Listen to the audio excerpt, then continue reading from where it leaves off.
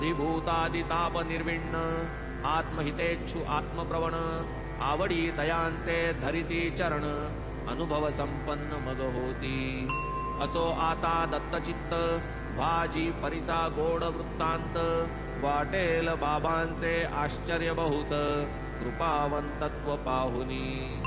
एके दिवशी सकाळी जाण बाबा करोनी दंत धावन सारोनी मुख प्रक्षाळन मांडू दळण आरंभिले। हाती घेतले एक सूप गेले गव्हाचे पोत्या समीप भरभरून मापावर माप गहू सुपात काढिले।